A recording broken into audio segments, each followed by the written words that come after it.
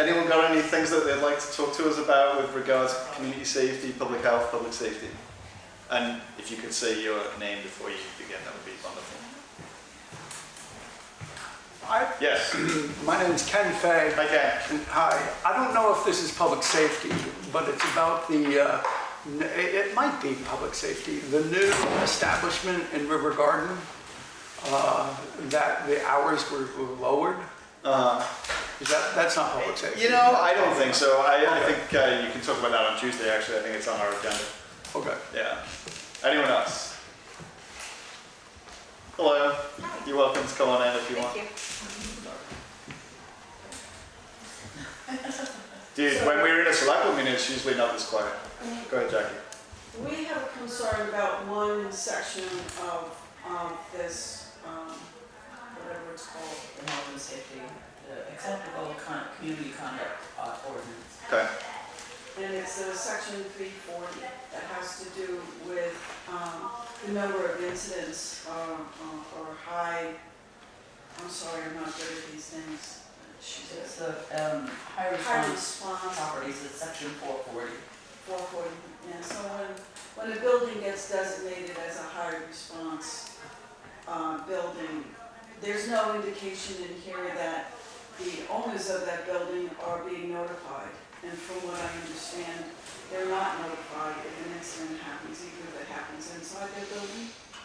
And so it leaves the owners of the building in a really bad position because they don't find out about it until it has exceeded the 3 high responses in a 4-month period. And at that point, they get slapped with a citation or a fine. So the building owners, and this is including everybody on Elliott Street, who are, I think at this point, the most vulnerable. All of our many businesses that are already having a hard time operating their businesses on Elliott Street because, well, you know, the situation down there. And now they're going to be held responsible for the behavior of people who are in front of their buildings. And without even being given a chance to do anything to rectify it. Not that they can do anything to rectify it, because if the police can't do it and the town ordinances can't do it, the shop owners aren't going to be able to do it. Especially if it happens after their business hours are over. So this is a huge concern, and it's very it's threatening. It's threatening. It's not just on Elliott Street. It could happen anywhere. I mean, I could have incidents happening in front of my building. I'm close to Moore Court, and I'm close to a lot of places that, although I have not had any problems, so I'm not complaining at all. Took care of the one problem that I had. But this puts all of the, certainly it puts all of the landlords, the housing providers, in a jeopardy that they can't do anything about. So, just talk. Yeah, go ahead. So with like some sort of a mechanism, and I don't, maybe the assistant chief can speak to this, I don't know if you were, I guess let me clarify what I'm about to ask and see if it's even possible. So you get called to respond at an apartment building, and you, as a result, come, is there anything stopping you from notifying the landlord that this thing has happened in your building? Typically, I mean, probably not, right? Probably nothing that you would do. I guess there would be some challenges related to identifying like who might own a property, where to send those things to. A lot of the properties in town aren't, like if we look it up on the town website or whatever, it's not listed as a person. It's like an LLC or something. Out of state Yeah. things. But do you do that anyway?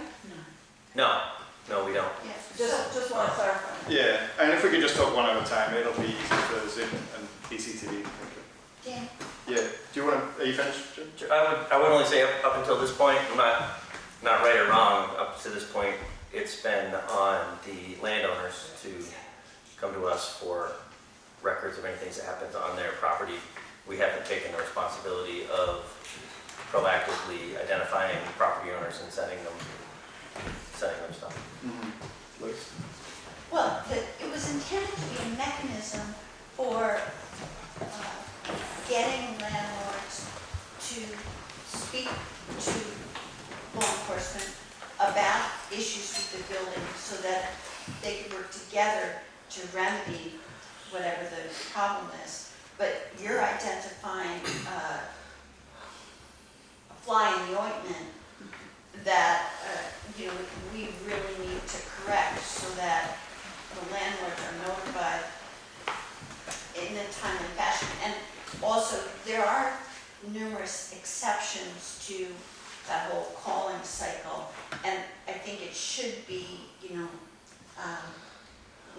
people on your doorstep that you have no control over. But it should be an exception. Can I borrow that one? Yeah, can I borrow it? You want to No, can you just, yeah, Let me just cut up the yeah, thanks. Section 440, Yeah. the last two pages. Yeah, I mean, I think that what you're giving here is some feedback about like process, right? And my understanding of that part of the ordinance was there would not be a fine or a citation before there was a conversation. But go ahead and tell me Yeah, if that's I'm not wrong. what it says. Go ahead, go ahead. Susan Belville. Yes, Susan. Sorry, I That's don't okay. snap that out. Yes, and that's probably the most, other than the fine that happens for any subsequent event after you've been identified as a high response property, you're prior or at that same point when you're notified of it being a high response property, you're supposed to communicate with the town manager and or their designee a plan to talk about how you're going to fix this issue. Well, if you've only just learned of it, you haven't had an opportunity to even consider what the options are. You have to first identify what the incident was and who the people were that were involved. And according to that layout of procedure, you don't get that information. You just get notified you have these incidences. No information whatsoever is being provided. And now you've got to explain what you're going to do next, how you're going to fix it. Well, just on the surface of it, I can tell you, any action that we deem as inappropriate as property manager or landlord, and we have to take action on whoever caused that issue, that is not a one-day decision process. It can take months to years to rectify someone who is misbehaving within your property that's a resident, never mind someone who's not even a resident. And therein lies the law. And we can't even take out, as property owners, as property owners and managers and landlords, we can't take out a no trespass order on someone's guest. So I think this is good feedback, and like part of this purpose of this session is to get feedback, right? And so we have the town manager here, we did have the assistant police chief, we've got the fire chief, and I think you're right in how it's written in the ordinance, right? So like what it says here is under the section for notification, that the town manager or designee shall notify the owner of a property that has been designated a high response property in writing by certified mail to the address on record at the assessor's office. So that could be to an LLC elsewhere, or it could be to some local property owner. Then it's going to list the address that's been designated as a high response property.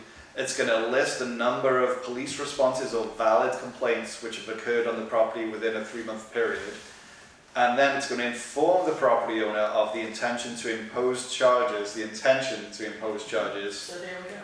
to recover the cost of public safety expenses.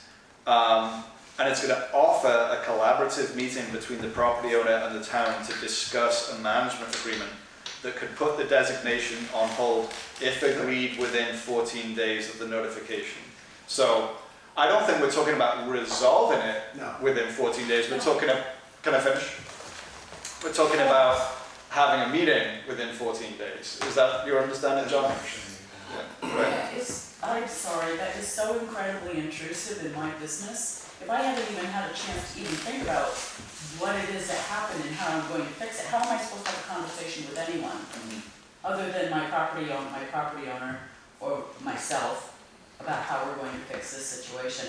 I think the town manager has enough on their plate that they shouldn't be delving into my business, quite frankly. Okay.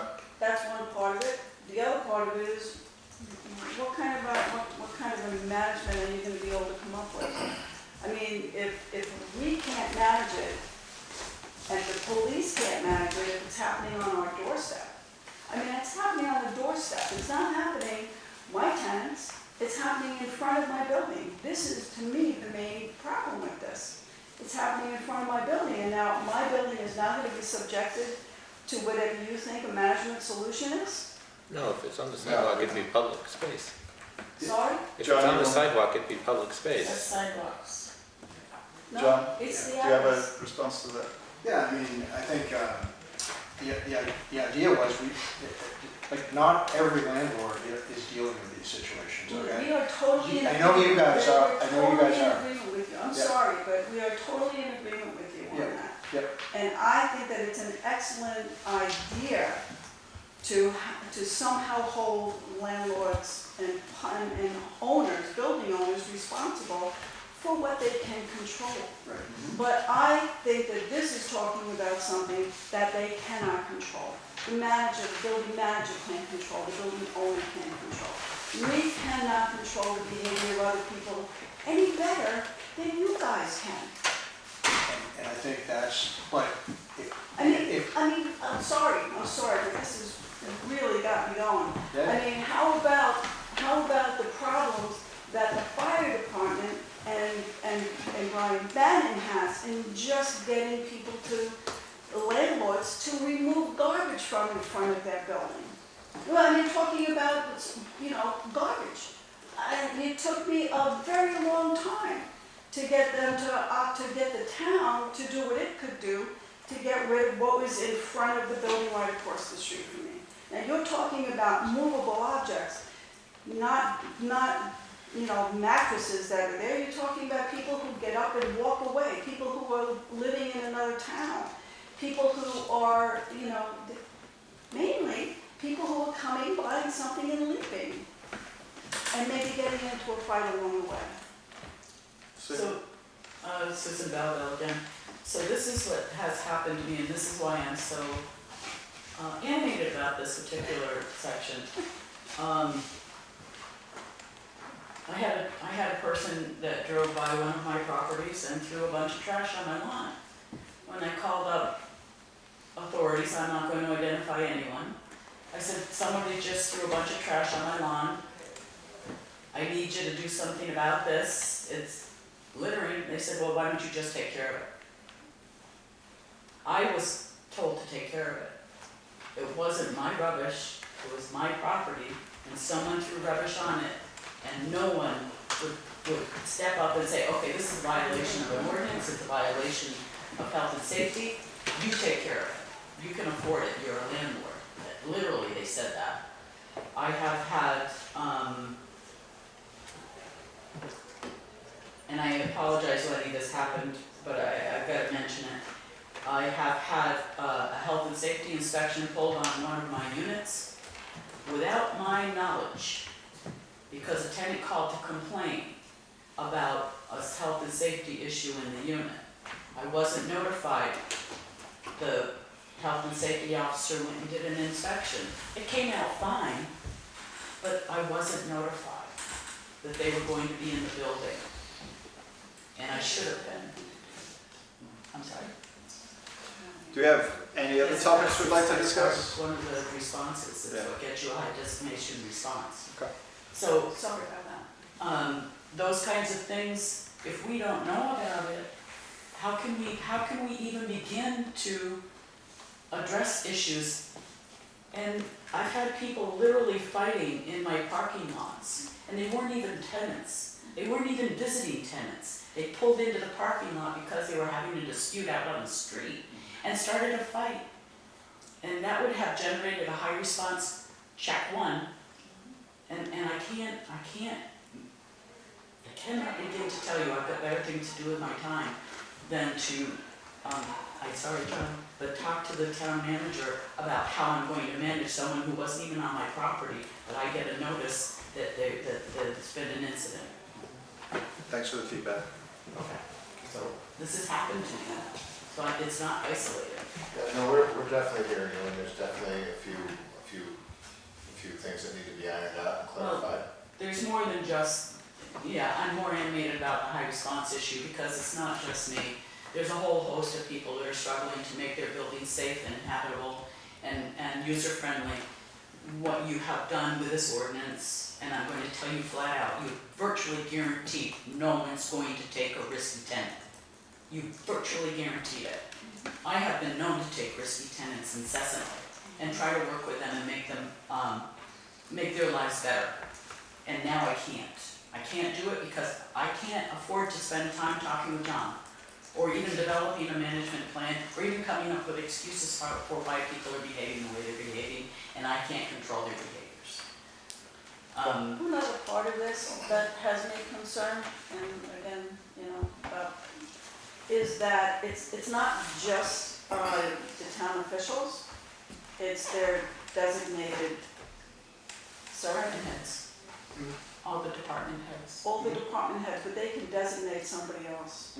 And so when you get it passed down, you're getting somebody who's less and less likely to be careful and thoughtful about it. So it's a little worrisome that just about anybody can make this designation. I think the town manager would need to designate somebody, and I trust that the town manager would only designate a thoughtful and professional person. Not just the town manager. Well, the town manager would designate somebody. That's what designate means, Not right? just the town manager. Can I Lenny can, Yeah. anybody can. And Richard. I trust you, but what about the next person who comes in as town manager? What about Richard. the next person who I don't comes even in? Thanks, think Jackie. about that. Yeah. I'm just curious, I want to know, are you asking to have this section of the ordinance completely eliminated, or are you offering suggestions for changing it? And if so, how would you change that? So, we as a landlord group are highly concerned about properties that are problems. It doesn't look good for us, it's not good for tenants, it's not good for the Welcome to community. sit in these seats. We would love to have some mechanism to help those landlords or property managers get those buildings back under control so that we can all have safer neighborhoods and safer buildings. So one suggestion that we have is that there's a landlord tenant court, and that you have a committee, a housing committee, that's made up of people who are housing providers and managers, and together we can work it out, but generally, we get excluded. A lot of attention is given to tenants, but no attention is given to the housing providers.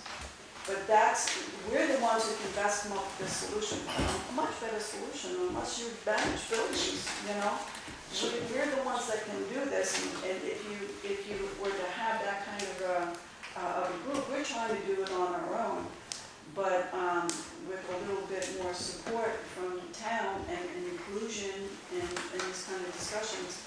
Yes, we agree, that is a very important thing. It's just you're tackling it. So Susan and Jackie, thank you for bringing this up, and it seems like it's something that maybe you want to keep talking with John about. I want to make sure that other people in this room have some time to raise questions, so if you have any other things that you'd like to talk about, I'd be happy to hear. Spoon? I got a lot to talk about.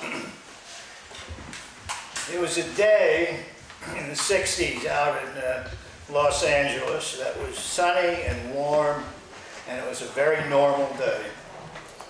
People driving everywhere, going to work, riding buses, doing all the normal things. That night, many square miles of the city were in flames. And a lot of people, how could that be? Everything seemed okay. And the leadership out there didn't have a clue. How could this be? And they just didn't understand what it felt like to be poor, homeless, hungry, forever. And I don't know, it doesn't seem like at this moment, I have ideas, but one thing seems, just looking at this recent past in this country, state, town, it's not on an upward course. It's on a downward course. And the numbers of people that are going to be homeless and poor and hungry are going to increase regardless of the number of safe zones, of police, of prisons. Those things just exacerbate. They're trying to put a lid on the problem. And you put a lid on the problem, and the vessel is going to heat up. And sooner or later, there's going to be enough homeless and hungry people out there, and the anger is going to have reached a level which none of us white people will see, or sense, or know about. And then something will happen, and there'll be a terrible incident or something in this town. And this town is not unique. This is the same, it sits in Detroit or anywhere you want to go, you find it very similar. So, what's really important here is trying to figure out how to relieve the problem. And probably the first place to start, and I've always found this almost like an AA meeting where you have to start with by saying, I am drunk. You have to admit. And I think the first thing is the select board should admit that they don't know what to do. Because when you can say that you don't know what to do, you open it up, you are asking for advice, for input, for community. You're asking you're saying to a community, this is our problem. We're responsible for leading towards a decision, and you should continue to do that, to take that lead. But you yourselves don't have the knowledge and the ideas of what to do about it. But other people may.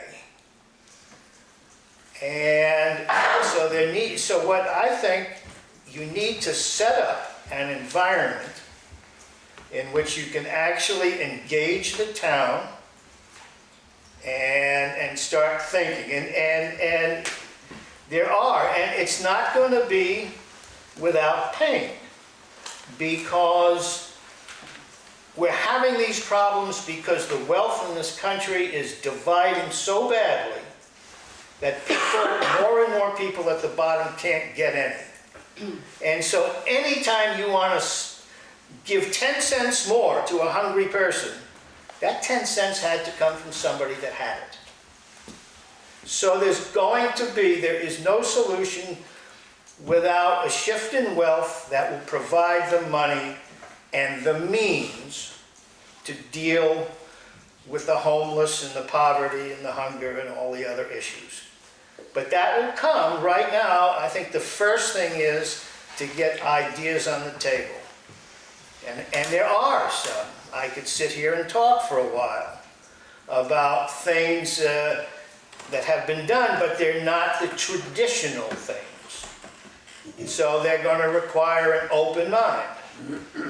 They're going to require taking some time to see whether these things have been tried in other places and how they have worked there, or not worked in some cases, and why. But, so that's my spiel. I'll stop right there. Thanks, Finn. So folks that came in after we started, this is like a listening session of the Brattleboro Selectboard. All the Selectboard members are here, we've got the town manager, we've got some of the department heads.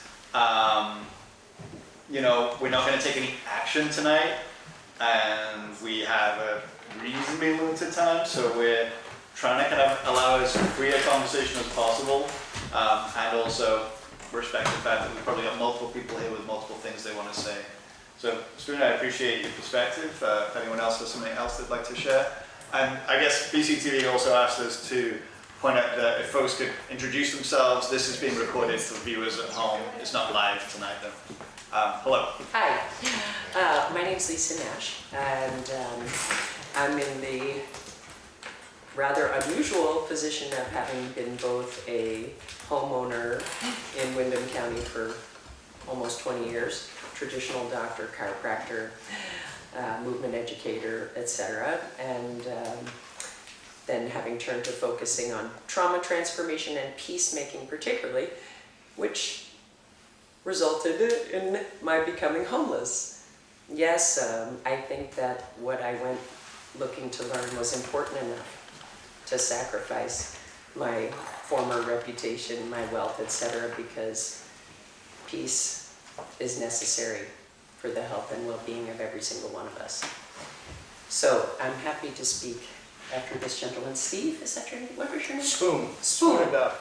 Okay, and just to say, yes, what has worked in a lot of other places where there is grave inequality of wealth and therefore the problems of dis-ease, both physical and social, that inevitably result from that, is in fact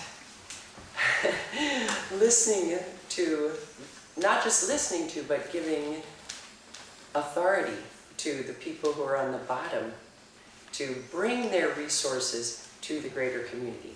Having been, like, as I said, a property owner, and now having been homeless for a year and 9 months, I can say in some ways I feel less homeless in the land of my birth than I did ever before, because the people that I meet as I walk down the street now are a lot more honest, humble, amazingly creative, resilient, and generous.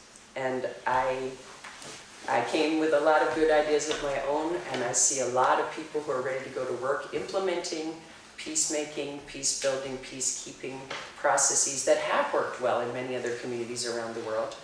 They're simple, they're natural, and really what we need is for the rest of the community to realize that we are not just a problem, we are not just a problem to be dealt with, but we are members of this community who bring resources and want to share our gifts.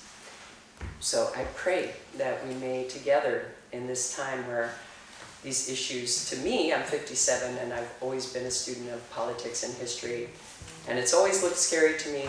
I'm not sure it's ever looked more scary than this. I really pray that we might come together as human beings with hearts and say, we can do better than this. We can do better than what looks inevitably bound to happen next if we just keep doing what we've been doing that obviously isn't working. We still have a moment here to do something different for peace and for health, for us, but more importantly for our kids and grandkids and those coming after. Please let it be so. We don't know how much time we will have, or even if any of us will have another day, but under the current circumstances, it looks like it would be a good idea to open to that change now.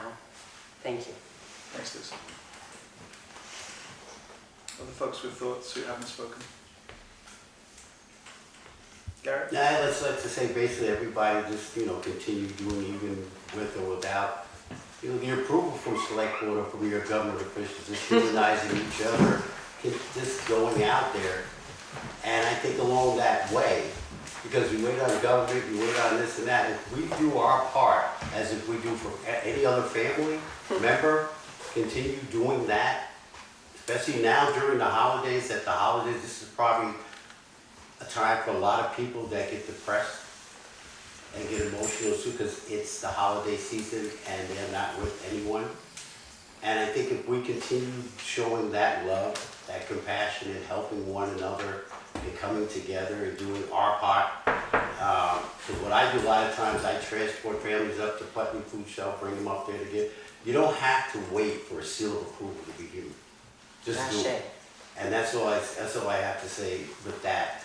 And you don't have to be recognized or be on a soapbox or whatever, have people, just do what you know comes naturally as a human, as anybody, and continue doing that. And I think along with that, that will not only elevate, but lift up that other person, and that's put that stigma on them, and then you're humanizing.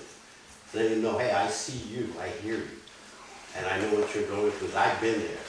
So I give back what was given to me, and I'm going to keep on giving, you know. And this is the torch that you pass on to the next generation when we go, because when we look back and say, you know, what part did we play, what mark did we leave? You can see that with the next generation, because you're going to be showing that, because now my daughter is doing the same thing by showing example, because action speaks louder. You don't have to wait to have a meeting to do what's right. Just do it. That's all I have to say. Thanks, Gary. Other folks with thoughts, questions, comments?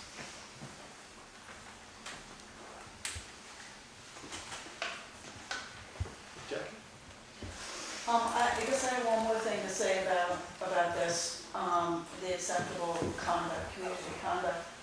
I think it is something that everybody has a strong feeling like we would like to control this.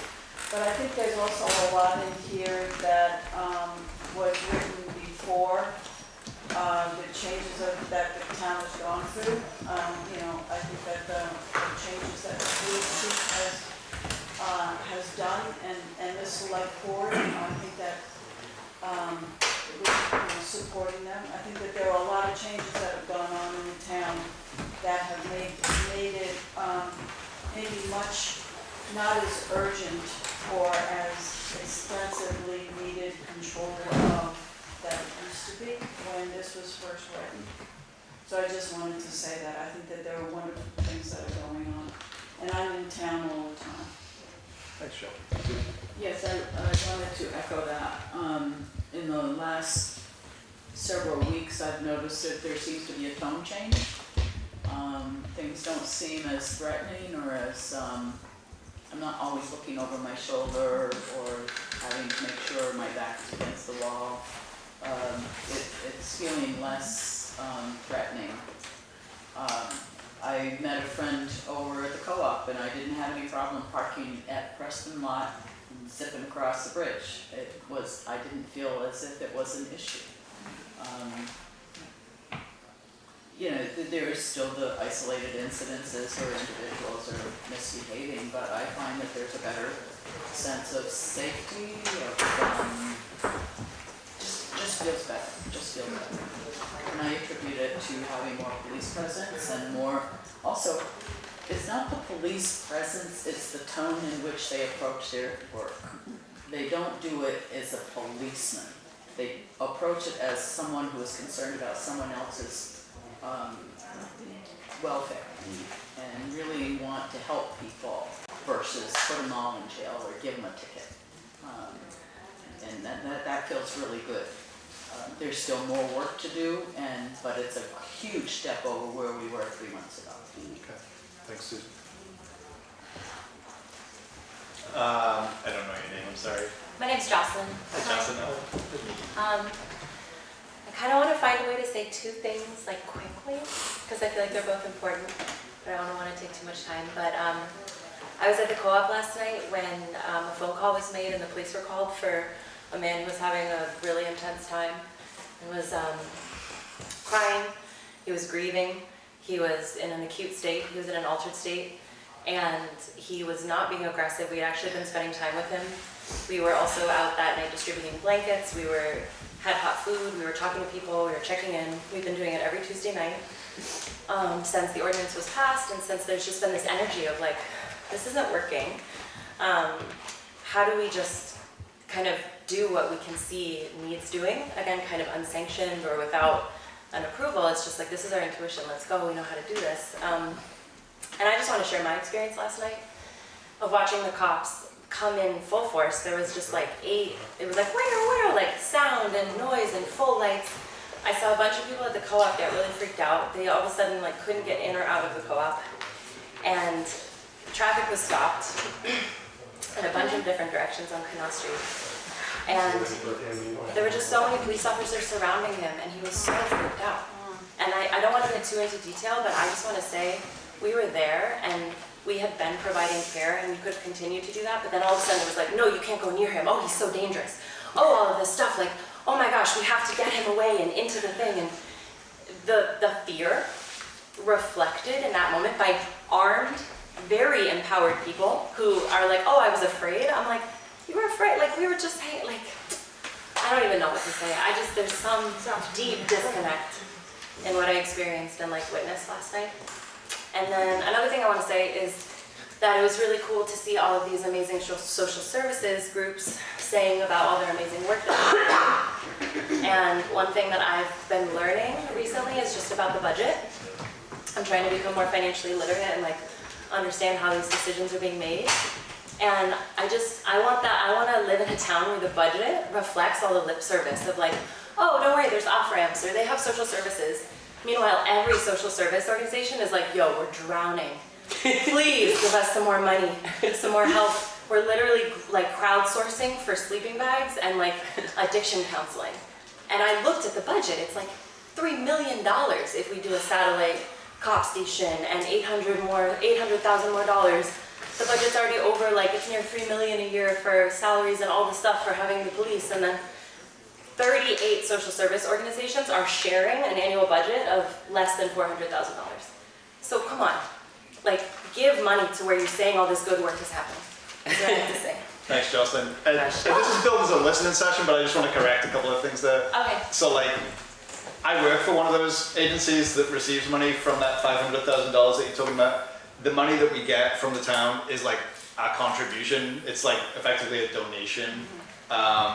You know, the budget of our organization is largely built up of like state and federal grants with some private fundraising. I work for SEPCA. I'm not saying that that's and so I just want to clarify that, because like essentially what the town has chosen to do, and you know, many years ago, is outsource social services to other organizations. The state effectively outsources the provision of all kinds of services to non-profit organizations. And you know, yeah, you could choose to do something different. You could take the provision of services for homeless folks, put that within the town government, and that would have, you know, impacts on It might work. It might work, it might not work, I don't know, you know. Yeah. This is an example maybe of where Spoon's saying, I don't know what the answer is then, right? But I just wanted to kind of point that out, that that budget is essentially a donation to a variety of organizations. Okay, other comments, questions, feedback, and yeah, if you wanted to say your name, so that'd be fine. Do I have to? I'm not gonna make you. Okay. Well, You know? I actually wanted to share a personal story, which I didn't even realize was relevant to this ordinance until I read the beautiful piece Liz wrote about how great this ordinance will be.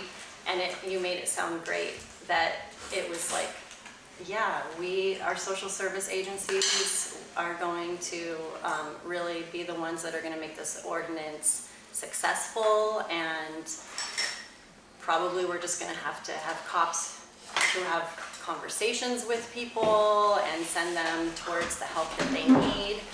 And the thing is, I learned all about all of those social service organizations back in February, just a few months ago, when I needed to access them for my niece who was visiting, and she was having, it was hard to tell if it was like, is this a rehab situation or a mental hospital situation or whatever it was just like, it's time to get you some help situation. And I tried so hard to get her help. To get someone help you, I don't know if you guys know this, but you need to go to the emergency room. If somebody is having a mental breakdown, they go to the emergency room. And I had to spend 4 days, 3 nights and 4 days in the emergency room with her, because if I left, she would have left too, because she was terrified. It's really hard to get people help when they are paranoid and having a psychotic breakdown, because they're terrified of the people who are there to help them. So I spent 4 days and 3 nights in the emergency room with her, waiting for a bed to open up.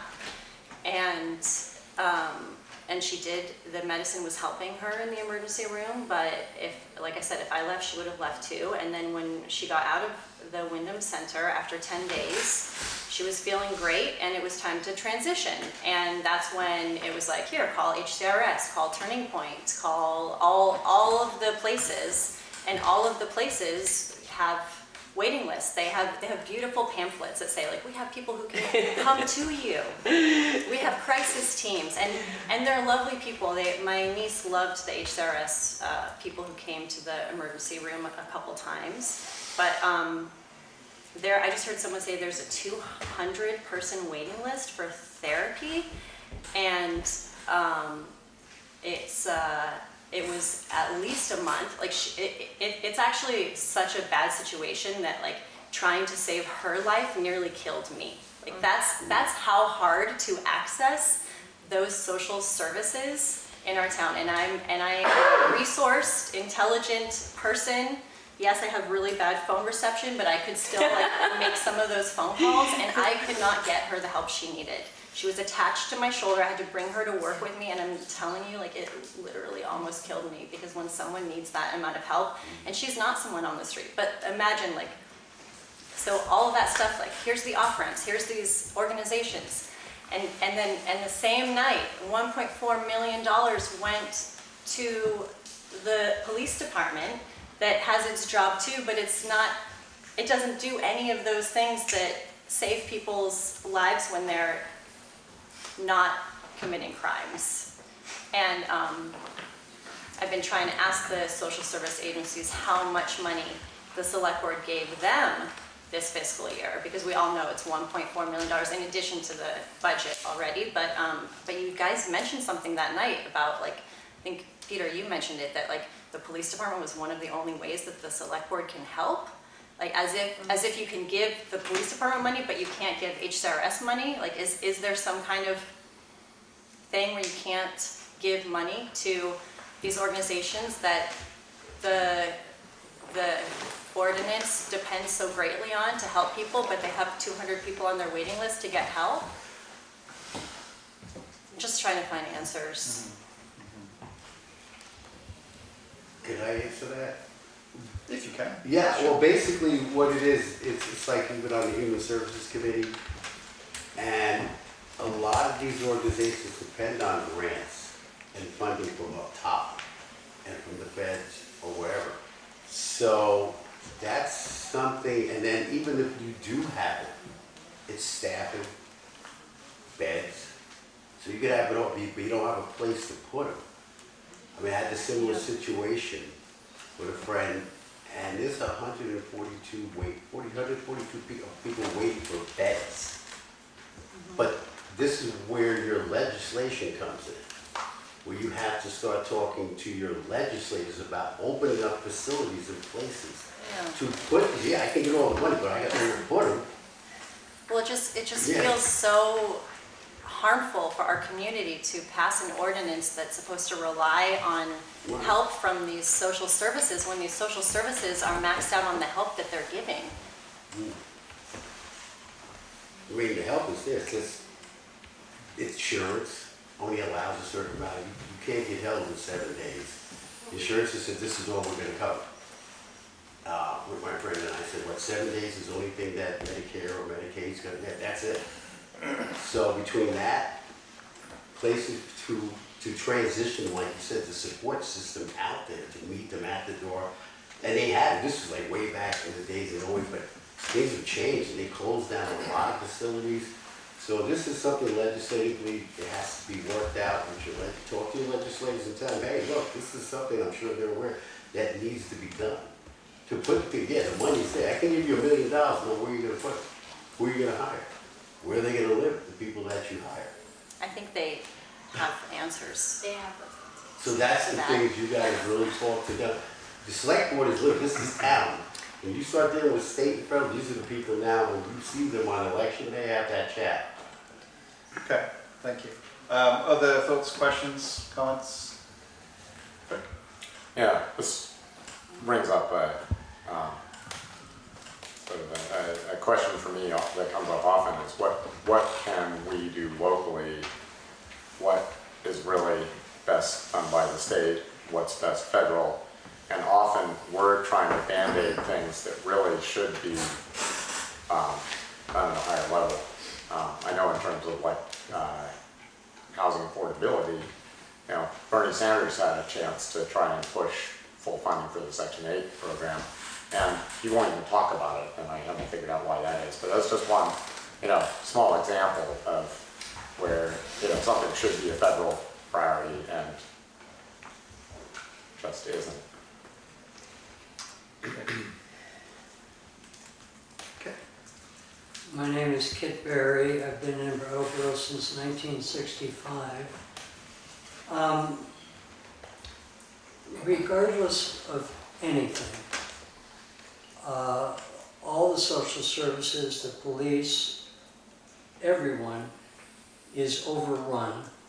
And no matter if new money comes in, the point is the stream of people that need this help will not stop, and it's constantly increasing. So we get set with taking care of X number of people, well then the next week they're going to be X plus 100 more.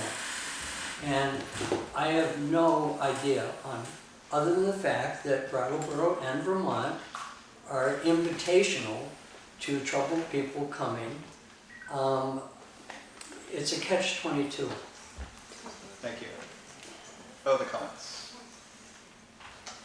I just want to, can I respond to Kit? Is that Sure. okay? Kit, we looked over Groundworks data of all of our population that we work with, and we work with unsheltered people as well as people in our permanent supportive housing programs, the chalet and the GRT. And 94% of our population that we work with is either born in Brattleboro, or born in Vermont, I guess more broadly, born in Vermont, raised in Vermont, or has significant support systems here, and most of them, their last address is somewhere in Vermont. So I like to counter that narrative that people are from out of town, because I think also I've been here 6 or 7 years and no one's telling me that I shouldn't access services. And there are lots of people that we're really excited to invite to town. You know, people should be allowed to move to Vermont.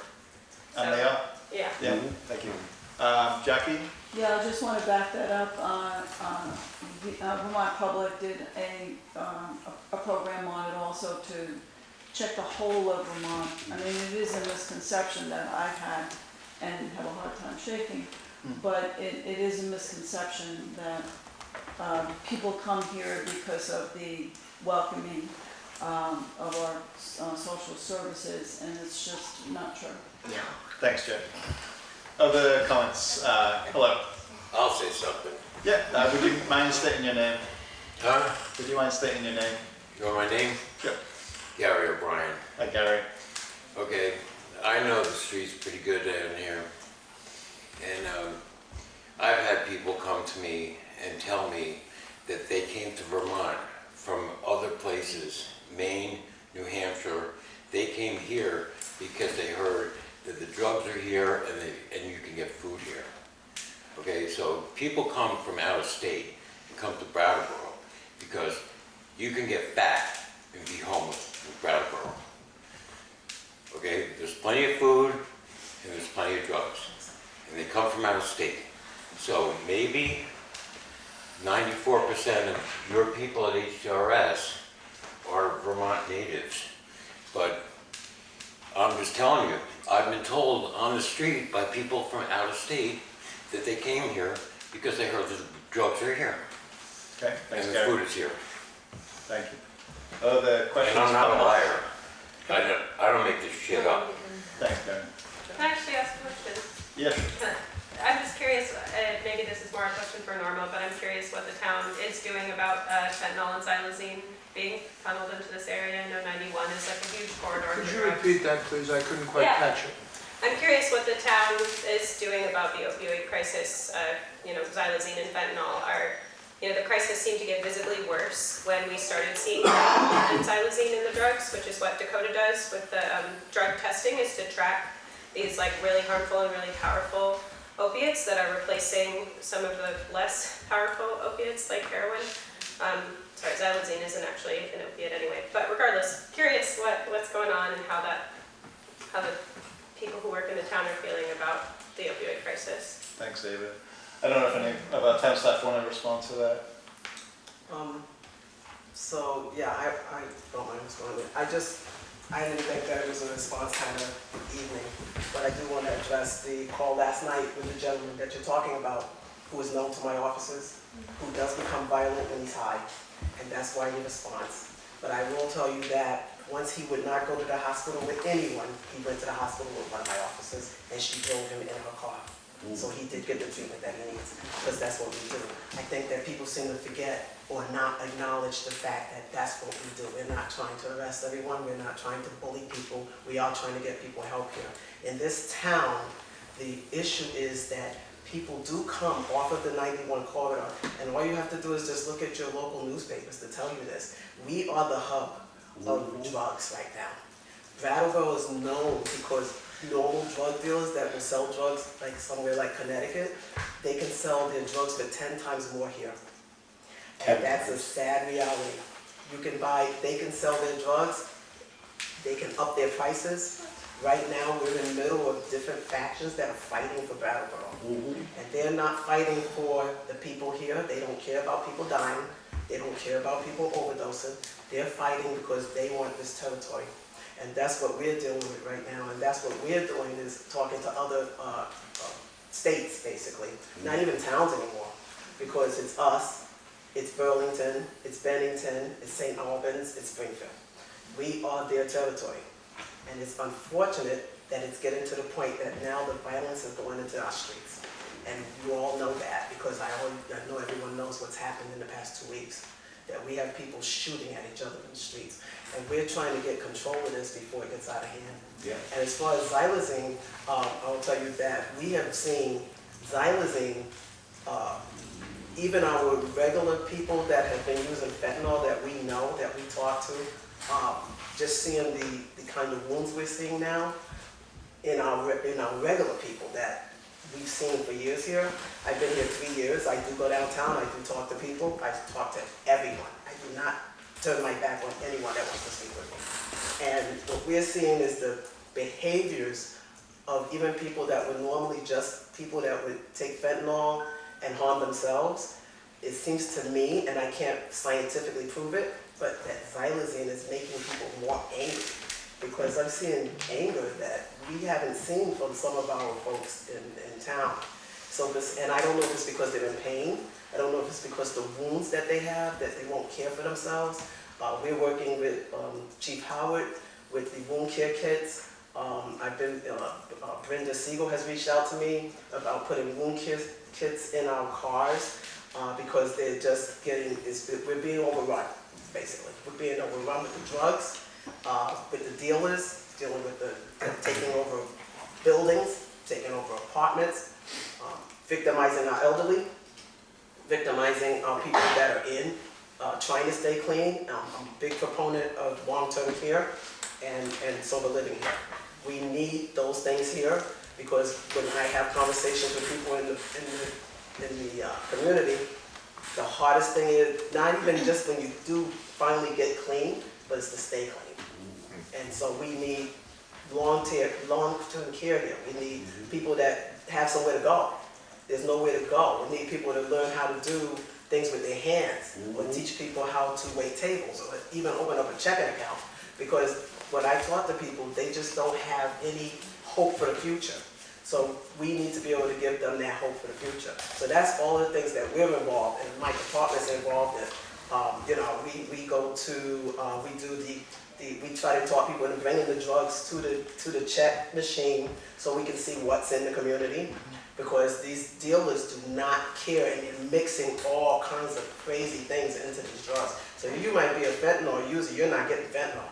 You're getting all kinds of horse tranquilizers and whatever else they're gonna find just to put it in to give more product. And the more product they're giving, the more dangerous it is and the more people we're seeing dying. Thank you, Chief Hardy. I really appreciate that perspective. Fred? So I was wondering what those of us in the community can do to support you in that work. And you know, and that's the thing, right? I tell people don't try to support us, but try to support people in the community that suffer. And so that is to help them stop being victimized by these people that are coming in selling these drugs. And people, you know, think you want to be helpful and you want to help people. But if you think about when we do warrants and we show you the amount of drugs we get, we put it out there, it's in the public. We show you the amount of money that we seize in Brattleboro, it should boggle your mind. Because we have no money here for other things. We have no, but drug dealers just make out really well here in Brattleboro. And so, see something, say something. You have people that are taking people's housing. You're offering people housing, you're getting people into their place, and the drug dealers walk right in, either by force, intimidation, or trade drugs to be in your house, or befriend you, and then before you know it, I've talked to people that they're out on the street, but they're not homeless. Their names are on housing, but they can't go back into their housing. Can you do something about that? That's what we work on, and that's what we've been working on. And that's why when we can do something, which we always are trying to do something, but I can't, you know, I'm not gonna say we can do it all, because we can't. We do our best we can, and when we can, that's why I always make it public. Where does the money come from? It comes from wherever people can get it. You know, I've had people, wherever they can get it. There's no one place where money comes from, because people, of course, if you're in the throes of addiction, then you will find a way to feed your habit. And that's like, because people like to go, oh, it's panhandling. Yes, there's some panhandling, of course. Because you're gonna make money, you're gonna take it to your drug dealer, right? But there's people that get maybe little funds that they're supposed to have for other things. You know, that's why I have 2 social workers. That's why I have a person that's a peer support person. That's why I've hired Justin Johnson, because he understands the whole dynamic of addiction. And like I said, I hired him. He is in recovery. But I know that he can have a conversation other than what I can have with people that are going through this. So I would say, look out for your neighbors. If you start to see people going in and out of your elderly neighbor's house, and you know this person doesn't have all of these relatives, because that's what happens. They tell everybody it's a cousin, it's a nephew, Five-minute relatives. and then they just walk on in, and before you know it, that becomes a trap house. And that's just harsh reality here. Maybe we should do a video. Other questions? Just a follow-up question. Once that is happening, why does it seem like you guys still can't stop it when they have all those 5-minute neighbors and you can see that it's happening? Why can't you guys just go in and arrest them? I'm glad you asked that, because that's your housing law here in Vermont. Yep. In Vermont, we cannot, you know, and I like for people to ask questions because I love for people to have knowledge. And so, and you have 2 landlords that can back me up on this. We cannot go into apartments and just arrest. We have to build a case, and we have to have cooperation. And the housing laws are very, very strict on that when it's in someone's house. In someone's house, it's very hard for us to be able to go in right away and just take care We of it. can get you in 48 hours. Yes, yes. Not to It takes at mention what least- happens after. Not to mention what happens when they then go to court. Right. It's out of our hands, it's out of the police hands, it's in the court's hands, and it's in the judge's hands. And after they destroy the apartment or whatever else, you guys gotta pay the bill. Okay. It is a real touchy. Yeah. It really It is. really is touchy. And is that something we also should talk to our legislatures Yep. about? Yeah. Oh, yeah. We do. We invite them. The Selectboard has invited the legislators here That's right. numerous times You to should have these go out conversations. And then people, Yeah. as yourself, should make sure to come to there and let them see the face of people that are actually asking these questions instead of just the same folks that are saying the same. Judiciary needs to be at the table also, and that's one of the problems. Boone? I'd like to ask a question of the chief. About how much does a person spend on an addiction per day, do you think? I really, Spoon, I can't answer for a person. What I can tell you is what I see is that people that are heavily addicted are doing astronomical amounts of fentanyl that you or I might touch down on our finger and die, because their body has built up such an immunity to it, that it's amazing to me when sometimes I see what one person may need to be able to function, because their body has built up such an immunity to the drugs. I get, part of my question, my motive for asking that is hearing that drug dealers come here to Vermont or to Brattleboro because they can sell their stuff for so much more, and it's probably expensive elsewhere anyway, and yet more here.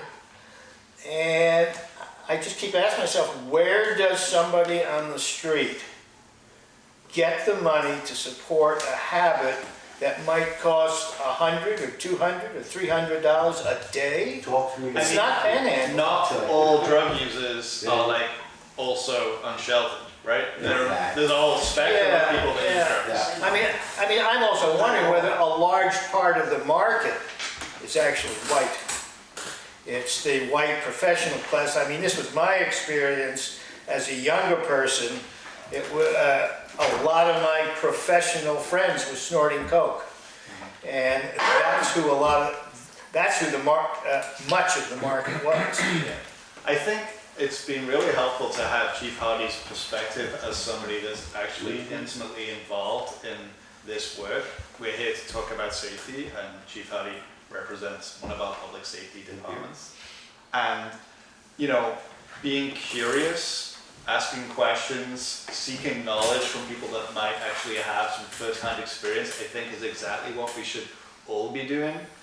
We do make a lot of assumptions and generalizations about people that we see that we don't really know anything about. I'll tell you, today I met with a person in my office who I've seen, we live in a small place, right? And I've seen this person around a lot, and I had an opinion of them without knowing anything about them, and within 10 minutes, I had a completely different opinion of that person. I think it is incumbent upon all of us in such a small community to be curious and to seek to learn and to withhold our judgment and to support our neighbors. And, yes, we can hold one another accountable, but let's do that in a way that also cares about each other, because we are all here together caring about this town. And so I think with that, I'd like to draw things to a close. We were billed to go until just after 7, and it's coming up on 7:15 now. John, what is happening next? What is happening now? Continued tabling in the other rooms. I think the healing session has now wrapped up, so it's just really pretty much wrapping up the night. Okay, thank you, John. Can I just say something very quick? I'm going to wrap it up, Kit. Thank you.